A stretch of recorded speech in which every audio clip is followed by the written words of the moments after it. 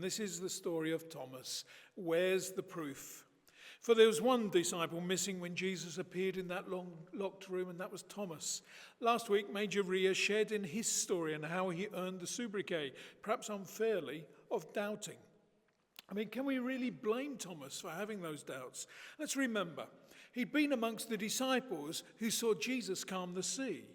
He'd witnessed Christ share 5 loaves of bread and 2 fish with over 5,000. He was present when Jesus commanded Lazarus to step out of the tomb. And it had been Thomas who, when Christ set out for his final visit to Jerusalem, sent out the rallying call, "Let's also go that we may die with him." You see, Thomas's problem was that he was being told something that was so incredible he couldn't work it out. And let's be honest, sometimes something seems so impossible we just cannot believe it is true. And that was Thomas's dilemma. He wanted it to be true, but it was just so amazing, he couldn't believe it was so. Now, I've gone into a book that I have at home called It Can't Be True, and I've got 3 more amazing facts, building on from what we did with Matilda. But are these facts true or false? See if you know what they are. So the fact 1, women of ancient Greece used to count their ages from when they were married rather than the day they were born. True or false? It was true. True. It was considered in Greek times that life only began for women after they were married. We wouldn't get away with that today, would we? Here's fact 2. The Romans had a name for a place to be sick in, and they called it the vomitorium. True or false? It was actually false. They did have a place called the vomitorium, but it was actually the entrance to the stadium. What about fact 3? In Ireland, each year, they hold a live frog swallowing competition.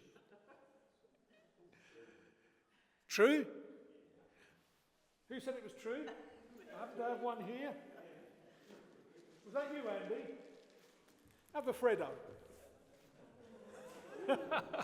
That's the closest you'll get to a frog eating competition here. Thomas needed some concrete evidence before he could believe what he was hearing.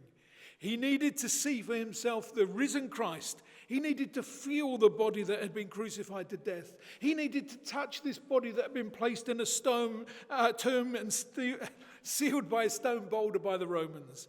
And although Thomas is given this sobriquet doubting, it's a little bit unfair because he wanted to believe. It was just so impossible. And Thomas had missed out on that first experience of the risen Christ when he stepped into the middle of the disciples. But he was there the next week. And this time, Jesus sought Thomas out. You want to put your fingers in these holes, Thomas? Was it the presence of the physical body or that Christ knew what he had said that stunned Thomas? He'd followed Jesus for 3 years, but this was the point in his life when he recognized who Jesus truly was. And that encounter led Thomas to true faith and worship. He declared, "My Lord and my God." And what an exclamation of faith that is. For he not only acknowledges Jesus as his master, but also as his God. He recognizes that the man before him, with whom he had shared intimately for the preceding 3 years, was none other than God in a resurrected body. This monotheistic Jew had broken open the restraints of his tradition to develop a new paradigm that would become the rallying call of Christianity. My Lord and my God, if you believe in your heart and declare with your mouth that Jesus is Lord, you will be saved. And then it gave him a real purpose for his life. Traditionally, the church teaches that this Thomas went from Jerusalem after the day of Pentecost, and he shared the gospel throughout modern-day Iran, Iraq, and India.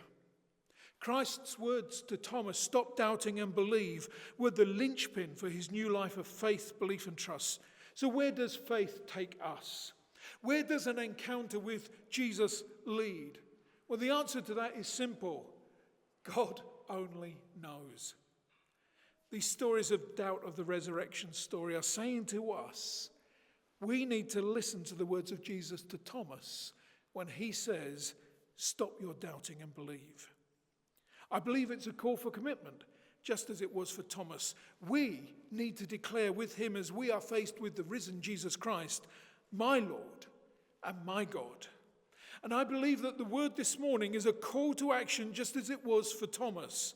As he took the message of the risen Jesus Christ into his world, so we need to take the news of the risen Jesus Christ into our world, into our family life, into our work life, into our pleasure activities. And we need to take with us these words of Jesus. Stop your doubting and believe.